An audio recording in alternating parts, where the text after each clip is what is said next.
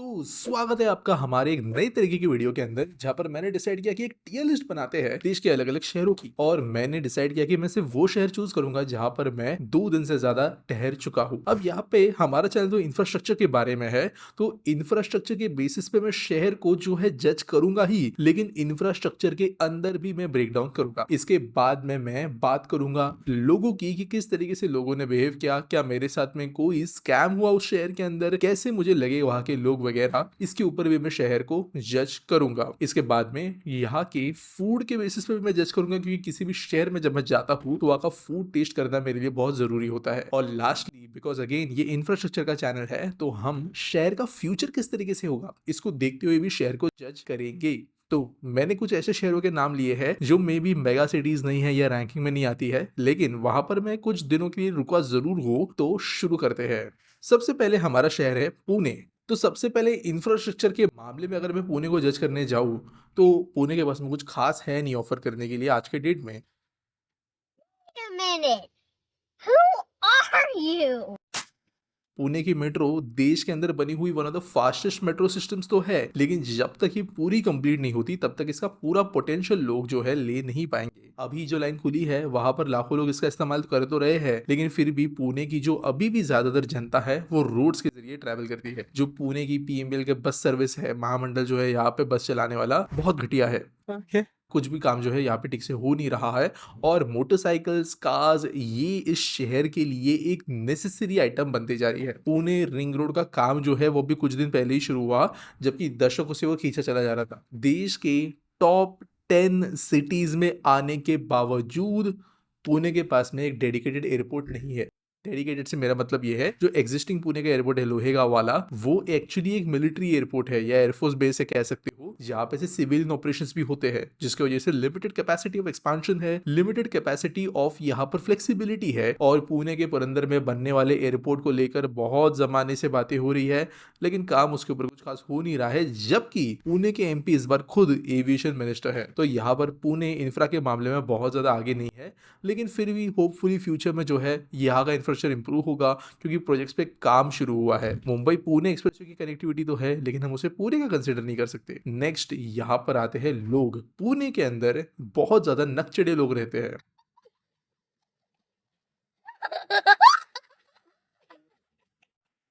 अब ये मैं विद एक्सपीरियंस बोल रहा हूँ, मैं खुद मुंबई में रहता हूँ, मैं एक महाराष्ट्र हूँ, तो पुणे में आना जाना मेरा रहता है। और पुणे में आपको हमेशा एक साइलेंट एटीट्यूड देखने मिलता है लोगों के बर्ताव के बीच। फॉर एग्जाम्पल, मुझे याद है कि मैं पुणे में एक जगह पर मैंने उतरा था स्टेशन पे शिवाजी नगर में, और फिर मैंने डिसाइड किया था कि एक ऑटो करके डायरेक्टली मुझे जहाँ पे जाना है वहाँ पे जाता हूँ। वहाँ पे मैंने जिस जगह पे जाने की बात की, उसके बेसिस पे मुझे 2 मिनट फालतू का ज्ञान दिया गया कि आप इस स्टेशन पे क्यों उतरे, आप अगले स्टेशन पे उतरते तो आप जो है वो बेहतर रास्तों के जरिए जा सकते थे। हालांकि वो नॉलेज अच्छी थी, लेकिन आई डोंट थिंक उसके लिए सैसी होने की जरूरत थी। बाकी आपको बहुत सारे रील्स एंड मीम्स मिल जाएंगे, पुणे की पार्टियां देखने मिल जाएंगी जो काफी ज्यादा सार्कास्टिक होती है। तो यहाँ पर लोग जो है कहीं ना कहीं पर बुरे नहीं है, स्कैम नहीं करेंगे आपके साथ में, लेकिन हाँ, उनके बात करने में जरूर एक तीखापन नजर आता है। नेक्स्ट है फूड। देखो, अब मुंबई पुणे के फूड में मुझे नहीं लगता कोई बहुत ज़्यादा फ़र्क है।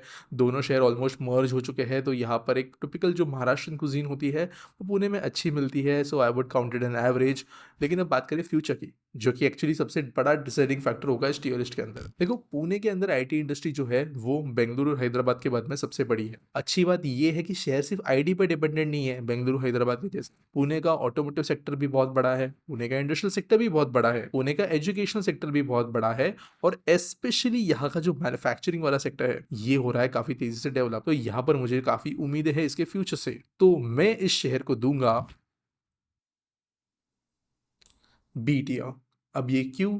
क्योंकि मैंने यहाँ पे पॉइंट्स काटे हैं पब्लिक ट्रांसपोर्टेशन की अवेलेबिलिटी ना होने की वजह से, लोगों की वजह से, और यहाँ पे उसकी वजह से होने वाले प्रॉब्लम की वजह से। प्रॉब्लम के अंदर आप जानते हो, पॉश वाला केस तो पता ही होगा सबको। नेक्स्ट सिटी हम बात करते हैं अब महाराष्ट्र के बाहर एक ऐसे शहर की जो ओलंपिक्स होस्ट करने की बिड के लिए सबसे ज्यादा तैयारी कर रहा है, और वो है अहमदाबाद। दोस्तों, अहमदाबाद के अंदर अगर बात करूं मैं कितनी बार गया हूँ, रहा हूँ वगैरह, तो ऑलमोस्ट एक जमाना आ गया है 2020 के बाद में, जब मैं साल में तकरीबन 1 से 2 बार अहमदाबाद जाता हूँ, गांधीनगर जाता हूँ, मैं एक बार गिफ्ट सिटी भी गया हूँ, और मल्टीपल नाइट्स वहाँ पे मैंने कुछ ना कुछ काम से स्पेंड की है। तो इसके वजह से मुझे अहमदाबाद के अलग अलग एरियाज देखने मिले। मैं बाय फ्लाइट गया हूँ, बाय ट्रेन गया हूँ और बाय रोड भी गया हूँ अहमदाबाद, तो उसके वजह से मुझे वहाँ के कनेक्टिविटी का आइडिया है। तो इन टर्म्स ऑफ हमारा पहला जो क्राइटेरिया इंफ्रास्ट्रक्चर, तो अहमदाबाद में आपको ना बहुत ज़्यादा कॉन्ट्रास्ट नज़र आता है। एक तरफ में आपको अच्छी मेट्रो नज़र आएगी, जो कि ज़्यादा लोग यूज़ नहीं कर रहे हैं, लेकिन एक बहुत ज़्यादा वेल इक्विप्ड बीआरटीएस सिस्टम नज़र आएगा। साबरमती मल्टी मॉडल हब का जो पूरा रीजन मैंने देखा है,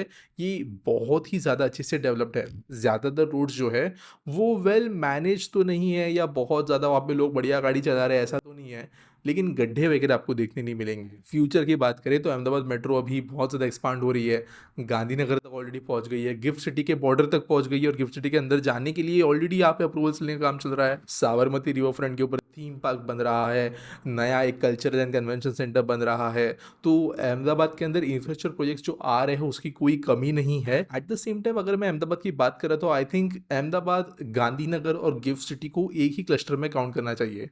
एक G20 के समिट के दौरान मैं मल्टीपल डेज के लिए गिफ्ट सिटीज में रहा हूँ और उस टाइम पे गिफ्ट सिटी के अंदर ही वो पॉइंट्स आते हैं जिनको मैं काटने वाला हूँ। अब हालांकि ये जो फ्यूचर सिटीज है, गिफ्ट सिटी वगैरह, इनको फ्यूचर विजन को देखते हुए बनाया जाने वाला था, लेकिन यहाँ पर प्रॉब्लम्स साफ साफ नजर आती है। पहली बात, गिफ्ट सिटी में आप चल नहीं सकते, एक एक बिल्डिंग के बीच में गैप इतना ज्यादा है, बड़े बड़े रोड्स है और बीच में कोई भी चीज अवेलेबल नहीं है, जिसके कारण यहाँ पे वॉक करना इम्पॉसिबल है। वॉक छोड़ो, साइकिलिंग करना इम्पॉसिबल है। बिना गाड़ी के आप यहाँ पे ट्रैवल कर ही नहीं सकते। एट द सेम टाइम यहाँ पे अगर आप खुद की गाड़ी नहीं लेके जा रहे हो या कोई होटल वगैरह आपको गाड़ी नहीं दे रही है, तो ओला वगैरह का भी यहाँ पे बहुत इशू है। मैं जब एक बड़े समिट के दौरान गया था, उस समय पे हजारों लोग with in Ahmedabad and gift city travel कर रहे थे, तो उस समय पे तो भी ओला जो है मिल रही थी, लेकिन फिर भी वो रात को 9-10 बजे के बाद मिलना बंद हो रही थी। और ओला ड्राइवर्स ये भी कह रहे थे कि जनरली 7:30-8 बजे के बाद में कोई गिफ्ट सिटी की तरफ जाता नहीं है। तो यहाँ पर एक ये बहुत बड़ा इशू है जो गवर्नमेंट ने कुछ हद तक तो सॉल्व कर दिया है मेट्रो बना के, लेकिन जो last mile connectivity gift city की वो बहुत घटिया है। इंफ्रा की बात यहाँ पे खत्म करता हूँ,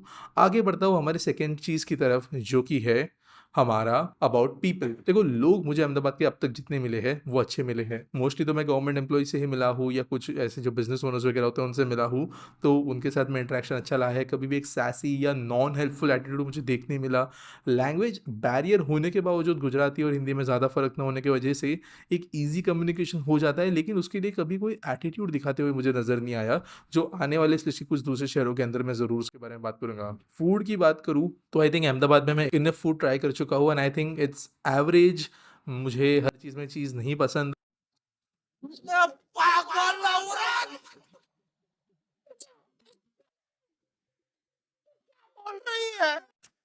और कहीं न कहीं पर जो है यहाँ पे एक जो डिस्टिंक्ट आइडेंटिटी किसी फील्ड की होनी चाहिए, वो यहाँ पर बनते हुए नज़र नहीं आती। और ये शायद इसलिए भी ज़्यादा मेरे लिए हो सकता है क्योंकि मैं रहता हूँ मुंबई में, महाराष्ट्र में।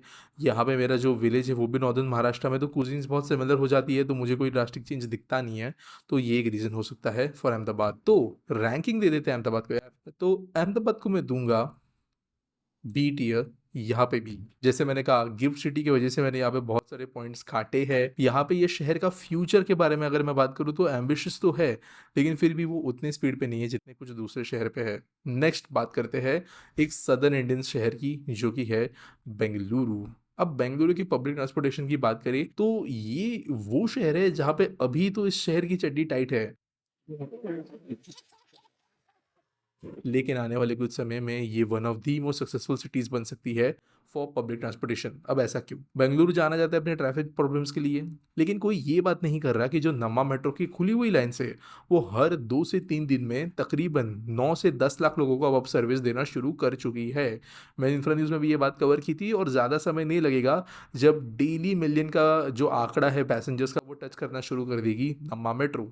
और इसके लाइंस का एक्सपांशन अगर हम देखें तो वो काफ़ी होपफुल बनाता है शहर के एक मेट्रो नेटवर्क के लिए। लेकिन इसके ऊपर सबर्बन नेटवर्क यहाँ पे बन रहा है। जो बेंगलुरु सबर्बन रेलवे प्रोजेक्ट है वो बहुत ही ज़्यादा एम्बिशियस प्रोजेक्ट है, जिसकी कैपेसिटी मेट्रो से ज़्यादा होगी, तो ये होपफुल बनाता है शहर के लिए। बाकी तो बहुत रोड प्रोजेक्ट्स वगैरह बन रहे हैं, लेकिन बेंगलुरु का जो इंफ्रास्ट्रक्चर है वो थोड़े क्रम्बलिंग स्टेट में है। स्पेशली अगर हम लोकल इंफ्रा पे जाए, अंदरूनी सड़कें वगैरह ये जो है काफ़ी अच्छी नहीं है। इनफैक्ट मेरे बेंगलुरु को इसलिए लिस्ट में कंसिडर किया कि मेरे पहले जॉब के दौरान मैं तकरीबन 10 दिन के लिए बेंगलुरु रहा था। उसके बाद में मैंने मल्टीपल टाइम्स मल्टीपल डेज के लिए छोटे विजिट्स बेंगलुरु में किए हैं। और जैसे ही आप प्राइम लोकेशंस के बाहर जाते हो बेंगलुरु में, तो किसी नॉर्थ इंडियन सिटी और बेंगलुरु में कोई ख़ास ज़्यादा फ़र्क नहीं है। आपको वही देखने मिलेंगे, भरी हुई नालियाँ, छोटे-छोटे रोड्स और स्पेशली अगर फ्लडिंग वगैरह की बात करें तो ड्रेनेज जो है शहर में बहुत बढ़िया नहीं है। तो बेंगलुरु को लेकिन अगर हम देखें तो इन टर्म्स ऑफ फ्यूचर स्कोप ये बहुत ज़्यादा अच्छा है। ऑब्वियसली आईटी, स्टार्टअप्स ये इंडस्ट्री बड़ी है। बेंगलुरु से थोड़ा बाहर जाओ तो होसूर के अंदर मैन्युफैक्चरिंग का काम बढ़ रहा है। तो इसके लिए मैं बेंगलुरु को दूँगा, दोनों चीज़ों को कंबाइन करते हुए एक ए टियर कैटेगरी। गलती से मैंने अहमदाबाद के बदले कोची डाल दिया था। So let's talk about Kochi. तो कोची एक ऐसा शहर है जहाँ पर मैंने बहुत लंबा नहीं, बस एक ओवरनाइट स्टे किया है।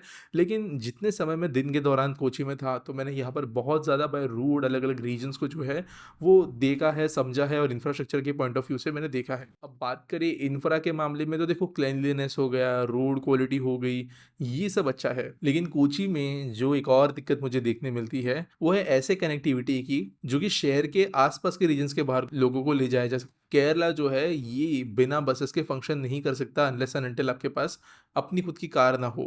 ये स्टेट के अंदर ये इश्यू शहर में भी देखने मिलता है। कोची मेट्रो है और कोची देश का पहला पूरा का पूरा शहर है जिसने वाटर मेट्रो का प्रोजेक्ट इम्प्लीमेंट किया है।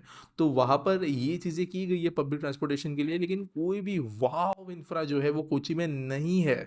మీ చిరునవ్వు మీ నడక వావ్ నైస్ और मुझे नहीं लगता बनने वाला है। जैसे कि अभी मैं पुणे की बात करूँ तो यहाँ पर मगरपट्टा सिटी है, यहाँ पर हिंजेवाड़े के आईटी पार्क्स है जो ब्रेथ टेकिंग है। अहमदाबाद की बात करूँ तो सब लोग जानते हैं Motera stadium, Sabarmati river front, Sabarmati multi model hub, GIFT City, wow projects है। कोची के बस में ऐसा कुछ नहीं है। सो कोची को जो है मैं डालूँगा डी टियर में। हालाँकि लोगों के हिसाब से अगर मैं बात करूँ तो यहाँ के लोग फ्रेंडली तो है, लेकिन कहीं न कहीं पे मेबी लैंग्वेज बैरियर की वजह से या कल्चरल इश्यूज़ की वजह से थोड़ा आपको सैसीनेस यहाँ पे भी फ़ील होगा, बट इतना ज़्यादा नहीं जो बेंगलुरु में होता है वो। मैं शायद लोगों का पॉइंट बेंगलुरु में भूल गया कवर करना, तो एक बार यहाँ पे कवर कर देता हूँ। बेंगलुरु में हमेशा जितनी बार मैंने ट्रैवल किया है, एक अनवांटेड प्रेशर फ़ील होता है किसी भी नेटिव से बात करते समय। हो सकता है मीडिया ने इस तरीके का जो है वो कल्चर बना दिया हो, लेकिन जब मैं जॉब के दौरान 2018-19 में अराउंड 10 डेज़ के लिए था बेंगलुरु में, उस टाइम पे भी चाहे वो रेस्टोरेंट्स में हो, ऑटोज़ में हो, एक अनवांटेड एटीट्यूड की तरह जो है वो ज़रूर मुझे जो है बेंगलुरु में फेस करने को मिला है। नेक्स्ट शहर जो है वहाँ पे मैं रिसेंटली ही जाकर आया है, वो है लखनऊ। अब दोस्तों लखनऊ के अंदर मेरा एक्सपीरियंस जो है घूमने फिरने का वो लिमिटेड है। मैं जो सौरभ राउत मेरे दोस्त हैं उनके साथ गया था और मैं सुधांशु मणि सर जो है वंदे भारत के फाउंडर, उनके पॉडकास्ट की शूटिंग के लिए गया था। तो उस दौरान मैं तकरीबन 1 दिन पहले पहुँचा था और 1 दिन बाद में वहाँ से निकला था। तो वहाँ पे ऐसा नहीं कि मैं बहुत घूमा हूँ, बट कंपैरेटिवली जो मैंने लखनऊ का मेन सिटी देखी, वहाँ पे रोड क्वालिटी मुझे अच्छी लगी और जो चीज़ मैंने एक्सपीरियंस की सौरभ के साथ में, वो था पूरा का पूरा लखनऊ मेट्रो का नेटवर्क। जितना नेटवर्क है, जितना नेटवर्क घूम सकते हैं, उतना हम पूरा नेटवर्क घूम के आए एयरपोर्ट से लेके लास्ट स्टेशन तक। तो वो मुझे बहुत ही ज़्यादा क्लीन, टाइडी, मॉडर्न, फंक्शनल और लोगों के द्वारा यूज़ की जाने वाली मेट्रो नज़र आई। जो कुछ स्ट्रक्चर्स है, जैसे कि for example I think Ambedkar उद्यान उस जगह का नाम है, जो बहुत बड़े ग्रैंड स्केल पे बनाया गया है, वो एक वाव स्ट्रक्चर की कैटेगरी में आप डाल सकते हो, क्योंकि वो पॉलिटिकल जो भी उसका हो, लेकिन बहुत ही ज़्यादा ग्रैंड स्ट्रक्चर वो है। पैर दुखा दोगे आप अपने चलते-चलते, इतना बड़ा वो स्ट्रक्चर है। तो लखनऊ उसके मामले में जो है बिल्कुल पीछे नहीं है। फूड की अगर मैं बात करूँ तो लखनऊ में जो भी चीज़ें फ़ेमस है वो मैंने ट्राई की। एवरेज मुझे लगी, ऐसा नहीं कि बहुत ज़्यादा वॉव कुछ मुझे वहाँ पे मिला। May be the time spent was not enough, लेकिन लखनऊ को जो मैं है वो दूँगा सी कैटेगरी, क्योंकि यहाँ पे कुछ ख़ास फ्यूचर के हिसाब से देखने नहीं मिलता है। अब देखो लखनऊ कानपुर के बीच में कॉरिडोर बन रहा है, इंडस्ट्रियल डेवलपमेंट आ रही है, इन्वेस्टमेंट्स यूपी में बहुत हो रही है। लेकिन हम फिर अचानक किसी दूसरे शहर के अंदर चले जाए, पुणे जैसे शहर में, अचानक से जो है वो इन्वेस्टमेंट्स ड्रॉप होने लगती है। इनफैक्ट जो इसके बाद का मैं शहर लेने वाला हूँ, उसमें भी चीज़ें आपको कंपैरेटिवली इतनी ज़्यादा ग्रोथ के हिसाब से प्रॉमिसिंग नहीं दिखती और वो शहर है नासिक। नासिक मेरे नेटिव के पास का एक शहर है, तो मैं बहुत ज़्यादा बार वहाँ पे गया हूँ। इंफ्रा के मामले में नासिक इज़ गुड, लेकिन नासिक के पास में भी कोई भी वॉव इंफ्रा नहीं है। अगर हम बाबा साहेब ठाकरे उड्डान पुल को छोड़े, जिनको नहीं पता, तो मुंबई और आगरा हाईवे जो है उसका एक सेक्शन नासिक में से गुजरता है और नासिक में एक बहुत ही ज़्यादा लंबा एक 6 लेन का फ्लाईओवर है। मैं एक बार सर्च करके बताता हूँ। 16 किलोमीटर। सो नासिक के शहर में से एक 16 किलोमीटर का फ्लाईओवर गुजरता है जो कि 6 लेन का है और बहुत ही ज़्यादा ज़रूरी वो प्रोजेक्ट है क्योंकि उसके बिना पहले नासिक के शहर में से लोगों को गुजरने को 1.5 घंटा लग जाता था। बट अभी जो है आप 20 मिनट्स के अंदर फुल नासिक सिटी जो है ज़ूम आउट करके निकल सकते हो। बहुत कम एंट्री एग्जिट्स दिए गए हैं, मोटरसाइकिल्स वैसे अलाउड नहीं है बट आ जाती है। तो ये वाओ इंफ्रा में काउंट हो सकता है लेकिन it's a rude at the end of the day. अब नासिक के अंदर अगर मैं बात करूँ यहाँ पे ट्रांसपोर्टेशन की, तो पब्लिक ट्रांसपोर्टेशन यहाँ पे बसेस के अलावा कुछ नहीं है, उनकी भी फ्रीक्वेंसी कुछ खास नहीं है, ऑटो वाले से आपको नेगोशिएट करना पड़ेगा। So I would give it a 0 in terms of what availability is there in terms of public transportation.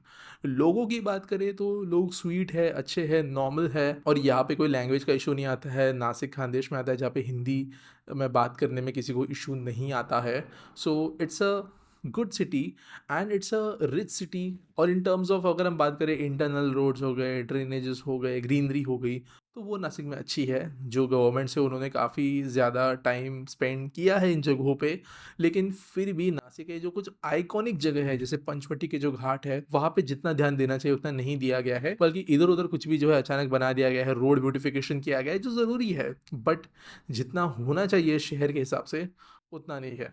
Nashik को मैं दूंगा डी टियर क्योंकि फ्यूचर में भी यहाँ पे होप्स तो है लेकिन बहुत ज़्यादा नहीं। यहाँ पे कंपनीज इन्वेस्टमेंट कर रही है, नासिक कह रही है वो आईटी पार्क बनवाएंगे वगैरह, लेकिन कुछ बहुत बड़ा डेवलपमेंट यहाँ पे हो नहीं रहा है। नेक्स्ट जो शहर है वो है इंदौर। अब दोस्तों इंदौर के मैं होप ज़्यादा रखता हूँ। मध्य प्रदेश के पास में अभी भी कोई मेगापोलिस नहीं है। इंदौर भोपाल बड़े शहर है, मेगापोलिस नहीं है, लेकिन इंदौर काम तो बहुत सारे कर रहा है। स्वच्छ अभियान में बहुत अच्छे से आ जाता है, काफ़ी ज़्यादा अच्छे एजुकेशनल इंस्टीट्यूट्स वहाँ पे बनने लगे हैं। काफ़ी लोग वहाँ से जो है पढ़ लिख के मुंबई पुणे जैसे शहरों में जॉब करने आते हैं। प्रॉब्लम ये है कि वहाँ पे जो है अभी भी जॉब मार्केट डेवलप नहीं हो पा रही। रिसेंटली इंफ्रा न्यूज़ में मैं कवर करते जा रहा हूँ कि यहाँ पे काम जो है हो रहा है चीज़ों पे, लेकिन बहुत ज़्यादा स्पीड से जो है अब तक वो पकड़ नहीं पाया वो स्पीड, ऐसे कहना बेहतर होगा। सेकंड चीज़ अगर हम बात करें पब्लिक ट्रांसपोर्टेशन इंफ्रा की, तो देखो इंदौर में रोड अच्छे है, ठीक है, फुटपाथ है, लेकिन फिर अगेन द सेम थिंग, कोई वाव इंफ्रा प्रोजेक्ट वहाँ पे नहीं है। इंदौर में भी मेट्रो बन रही है, लेकिन अब इतने शहर में मेट्रो बन चुकी है तो वहाँ पे कोई बहुत ज़्यादा मैं इनसे उम्मीद नहीं रखता हूँ कि कोई बहुत ज़्यादा बड़ा चेंज हो ले आएगी, क्योंकि मेट्रो का नेटवर्क नहीं बन रहा है, मेट्रो की लाइंस बन रही है। और एट द सेम टाइम जो शहर के अंदर बड़े लेवल पे जॉब मार्केट्स नहीं है वहाँ पे मेट्रोस का यूज़ कहीं ना कहीं लिमिटेड होता है, क्योंकि देखो जैसे मुंबई शहर या दिल्ली शहर में लोग एक से दूसरी जगह काम के लिए जाते हैं, फिर वहाँ से घर जाते हैं। रेसिडेंशियल, कमर्शियल, इंडस्ट्रियल एरियाज के बीच में एक सेग्रीगेशन है, लेकिन जो कई टीयर 2 टीयर 3 सिटीज है वहाँ पे बड़ा जॉब मार्केट या बड़ा इंडस्ट्रियल एक्टिविटी न होने की वजह से point A to B travelling morning के टाइम पे फिर वापस B to A during evening वाला सिनेरियो डेवलप नहीं होता। तो उसके वजह से कहीं ना कहीं पे ऐसे कोई इंफ्रा बहुत बड़ा जबरदस्त बन जाएगा ऐसे मैं उम्मीद नहीं रख सकता हूँ यहाँ से। बाकी अगर मैं बात करूँ तो Indore is a good city. अगर करंट गवर्नमेंट चीज़ें सही से करती है तो there will be a breaking point जहाँ पे इंदौर जो है वो अचानक से स्पीड अप होकर इन्वेस्टमेंट्स लेकर आके जॉब मार्केट क्रिएट करेगा। बट तब तक के लिए I would give Indore B tier. अब दो हमारे जायंट्स दिल्ली और मुंबई। अब दोस्तों दिल्ली के अंदर भी मैं मल्टीपल टाइम्स जा चुका हूँ, मल्टीपल टाइम रह चुका हूँ थ्रू आउट माई लाइफ। मतलब मैं 5th 6th स्टैंडर्ड में भी एक बार गया हूँ, उसके बाद में मैं during my 10th 11th sorry during my engineering times में भी गया हूँ। रिसेंटली भी मैं गया हूँ। I think the latest time जब मैं दिल्ली में था that was in March. Infra के मामले में Delhi is a 10 on 10। Roads specially internal Delhi के देखे अगर हम तो बहुत ही ज़्यादा अच्छे क्वालिटी के वेल मेंटेन्ड है। मैं वॉकेबिलिटी पे यहाँ पे ज़्यादा बात नहीं करूँगा क्योंकि वो किसी शहर में अच्छी नहीं है, लेकिन कंपैरेटिवली दिल्ली के रोड्स देश के ज़्यादातर शहरों से अच्छे हैं। वहाँ पे इम्प्लीमेंटेशन भी जो है स्पेशली न्यू दिल्ली एरिया के अंदर काफ़ी ज़्यादा है। रूल्स एंड रेगुलेशंस का आके चालान कट जाता है तुरंत अगर आप गलती करो, तो वो चीज़ें ज़रूरी यहाँ पे रोड बिहेवियर को कर देती है improve. At the same time Delhi metro के बारे में सब लोग जानते हैं। दिल्ली की एयरपोर्ट एक्सप्रेस लाइन जो है एक ज़बरदस्त मेट्रो सिस्टम है। RRTS के ऊपर मैं एक डेडिकेटेड वीडियो बना चुका हूँ जब मैं लास्ट टाइम गया था। वो दिल्ली को मेरठ से बहुत तेज़ी से कनेक्ट कर रही है। तो ये सब चीज़ें जो है अपने अपने दिल्ली शहर को जो ट्रांसपोर्टेशन है उसमें वाह बनाती है। दिल्ली की जो DTC बसेस है वो भी कुछ ख़राब नेटवर्क नहीं रखती है, वो भी एक डिसेंट नेटवर्क रनिंग देती है। लेकिन अगर लास्ट माइल की बात करें तो दिल्ली में जो बैटरी रिक्शाज का इशू है वो मैं मानता हूँ काफ़ी ज़्यादा दिक्कत वाला बन रहा है। But as someone who comes from Mumbai, हमको मीटर की आदत है, तो मेरा जितना भी 6-7 बार एक्सपीरियंस रहा है वो बैटरी वाली रिक्शा का किराया पे मतलब लेने का, तो उस टाइम पे कोई ऐसे मेरे को बहुत महंगी वगैरह नहीं ऑटोमोबाइल कैब हो, ड्राइविंग वगैरह पे मैं कमेंट नहीं करूँगा, but generally it was 30 rupees, 40 rupees, 50 rupees तक मेरा काम हो रहा था for decent distances 2, 3, 4 kilometres. So I think those are a good deal economically, plus वो 4 बंदे बिठा के ले जा सकते हैं, if they wish they can take 6। So I think in terms of infrastructure Delhi is good. लोगों के मामले में दिल्ली का मेरा एक्सपीरियंस मिक्स्ड है। I have met good people, have good friends from Delhi, but I have also been conned in Delhi a few times कि मतलब मैंने होटल ऑनलाइन बुक किया, कॉल पे इन्फॉर्मेशन मिली, फिर जाने के बाद में बोलते हैं कि ऐसे नहीं हम लेते, आपने इस साइड से कर दिया, उस साइड से करना चाहिए था, अब आपको इमीडिएटली कैश बुकिंग करनी पड़ेगी, 1000 रुपीज़ एक्स्ट्रा दो। दोज काइंड ऑफ इशूज़ और दी ओला स्कैम्स दैट जनरली हैपन, ये सब चीज़ें जो है दिल्ली में हुई है। So I wouldn't generalize because it's again a megapolis, but I think I generally be more careful while I'm in Delhi. लेकिन मैं दिल्ली को भी इसके वजह से बी टियर दूंगा। अब बात करते हैं मुंबई की, the city I am most familiar with, and in terms of infra I wouldn't rate it very highly, but ambitious ज़रूर है शहर। अब बात करें मुंबई के अंदर, अगर हर लेवल ऑफ इंफ्रा की बात करें, जैसे कि लॉन्ग डिस्टेंस लोकल ट्रेन से एक बहुत ज़बरदस्त मीडियम है। आप 50 किलोमीटर का डिस्टेंस जो है वो easily are 45 minutes to an hour में कंप्लीट कर सकते हो। आपको फ्रीक्वेंसी उस डिस्टेंस पे कवर करने वाले ट्रेन्स की बहुत ज़्यादा है, आपको एसी का ऑप्शन है, आप जो है विद इन क्या कहते हैं फास्ट ट्रेन्स वगैरह पकड़ सकते हो, आप स्लो ट्रेन्स पकड़ सकते हो, आप डिफरेंट रूट्स में जा सकते हो, आपके पास में मल्टीपल लाइंस है जो आपको अलग अलग शहर के कोनों में पहुंचाएगी। ये एक तरफ, फिर दूसरी तरफ में पंक्चुअलिटी का कभी कभी इशू आ जाता है, वहाँ पे कंफर्ट नहीं है, हद ज़्यादा क्राउडिंग है, रश आवर्स के दौरान में आप अपने आप को अगर मतलब जीने मरने के सवाल पे वो चीज़ें आ जाती है, इतना रश होता है। तो मतलब नेटवर्क बढ़िया है, क्वालिटी घटिया है। Now comes to metro, metro line 1 good, well, बहुत बढ़िया कनेक्टिविटी, बहुत ज़रूरी है, इसको कनेक्ट कर रही है। 6 कोच के प्लेटफॉर्म्स है, 4 कोच की ट्रेन चल रही है बिकॉज ऑफ ब्यूरोक्रेटिक इशूज। तो मतलब अगेन बढ़िया कनेक्टिविटी, कंफर्ट का इशू आ जाता है। Obviously better than locals, but the crowd is insane in the Mumbai metro line 1, line 2 way, line 7, line 3, these are still I would say much better in terms of comfort, connectivity both. तो ये 3 lines जो है बची हुई वो अच्छी है। अब बात करो लास्ट माइल कनेक्टिविटी की, तो it's good in Mumbai. Meter पे आपको ऑटो वाले से ज़्यादा हैगल नहीं करना पड़ता है। आप मतलब I think 23 rupees the minimum fair right now, तो जो है वो डिसेंट, आपका अगर छोटा मोटा डिस्टेंस जाना है तो मिल जाता है। अगर आप और सस्ते में जाना चाहते हो, शेयर ऑटोज़ ऑलमोस्ट हर रीजन्स को कनेक्ट करते हैं, so that is an option if you know where to look for. But again the same thing, जैसे अभी कुछ लोग दूसरे शहर से आते हैं, they find auto rickshaws on meter to be expensive. For example 23 रुपया मिनिमम भाड़ा, उसके बाद में जो है आपका 2-3 किलो, फॉर एग्जाम्पल 3-3.5 किलोमीटर का आपका 50-60 रुपीज़ भी हो सकता है। Some people find it expensive, but for I think for big cities जहाँ पे ऑटो वाले के साथ मतलब 100 के नीचे बात नहीं होती, accordingly it's good, but it is not as good at it should be, क्योंकि बस प्रेजरेशन मुंबई का ख़राब है। Now this is a temporary issue कहे या अभी नया बना हुआ इशू कहिए, because right now the number of buses Mumbai has is less than what Mumbai had in the early 2000s, क्योंकि हमारी बसेस स्क्रैप होती गई, हमने नई मंगाई तो फिर उसमें टेक्निकल इश्यूज आए, हमने बड़े बड़े कॉन्ट्रैक्ट्स दिए, टेंडर्स दिए, लेकिन फिर वो डिलीवरी नहीं कर रही कंपनी, वो कंपनी दूसरे शहर को डिलीवरी दे रही है, दूसरे स्टेट को डिलीवरी दे रही है, लेकिन मुंबई को दे नहीं पा रही है। बहुत इशूज़ है। बस आई भी थी तो फिर वो कहीं पे तो अभी पड़ के सड़ रही है बिकॉज कॉन्ट्रैक्टर्स के साथ में कुछ लीगल इशूज चल रहे हैं, एक्सेट्रा एक्सेट्रा। बसेस का नंबर बहुत कम है, बसेस में ओवर क्राउडिंग है, और बस जो है वो एक रिलायबल मोड ऑफ ट्रांसपोर्टेशन बची नहीं है अब मुंबई के लिए। सो आई डोंट थिंक मुंबई के अंदर कुछ बहुत ज़्यादा उखाड़ने लायक पब्लिक ट्रांसपोर्टेशन सिस्टम है। Network is good, comfort and एक काइंड ऑफ आप कहे तो रिलायबिलिटी जो है वो नहीं है। अभी यहाँ पर फ्यूचर की मैं बात करूँ तो I am hopeful for Mumbai metro, लेकिन अभी न्यू गवर्नमेंट देखते किस तरीके से काम खींचती है, होपफुली डू। इसके बाद में कोस्टल रोड्स हो गए, कई सारे दूसरे टनल प्रोजेक्ट्स हो गए, these might improve connectivity, but I don't think it will basically solve the current issues rather than making it future ready। इसके बाद में अगर मैं बात करूँ मुंबई के लोगों की, so obviously I am born and brought up here, तो मेरे को अच्छे ही लगेंगे, but generally even if you see in normal terms Mumbai people are generally friendly, they just don't have a lot of time, so that's decent food. मैं वही खाते हुए बड़ा हुआ, तो I think it's decent and all. I wouldn't recommended highly. मैं खुद को जो है वो एकदम ज़्यादा चने के झाड़ पे नहीं यहाँ पर रखूँगा। And the last thing, future. So I think Mumbai will remain on the top, but the margin between number 1 and number 2 is going to come down drastically in the coming years. NCR is doing great. There are new cities coming up like Delhi का, ये Gujarat, Ahmedabad, Gandhinagar GIFT का zone अगले 15 साल में शायद बहुत develop कर जाए। There are cities like Hyderabad, Bengaluru, and these will not steal the crown but surely be close in the race. Mumbai में अभी भी बहुत कंपनीज आती है, इन्वेस्टमेंट्स होती है, कनेक्टिविटी अच्छा है, लॉन्ग डिस्टेंस इंफ्रा जो है, एक्सप्रेस वेज, बुलेट ट्रेन, सब पे काम चल रहा है। सो आई डोंट थिंक कि कनेक्टिविटी के मामले में पीछे पड़ जाने की वजह से इंडस्ट्रियल डेवलपमेंट मुंबई में नहीं आएगा। मुंबई में अभी भी बहुत इन्वेस्टमेंट्स आती रहती है। I don't think there is any perfect city in this country, so I would give Mumbai an 8। And I think this would be my list. I don't think India has any S tier city. अभी कई लोग comment में बोलेंगे अरे चंडीगढ़ है, Chandigarh is not a S tier city by any standards. A city should be a cosmopolitan city basically. वहाँ पे भीड़ जो है ना वो हर वॉक ऑफ लाइफ की होनी चाहिए।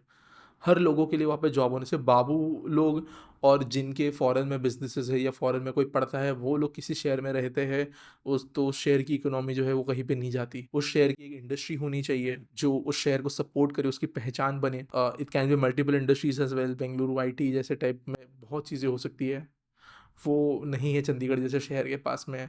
Multiple other things. I don't think Chandigarh में बस क्या है कि वो डिज़ाइन अच्छा किया हुआ है तो लोग कहते हैं बढ़िया है। I have been to Chandigarh multiple times, so I don't think it's a that great of a city. But India mein I don't think there is any tier 1 S tier city. I'm also not hopeful that any city will become S tier in future because we have already so lagging urbanization तेज से हो रहा है, तो उसमें issues future में भी आने वाले हैं। So let's see how it plays out. I think this video is something I have done not done previously on my channel. तो आपको कैसा लगता है मुझे ज़रूर बताना, एंड मिलेंगे अगले वीडियो में।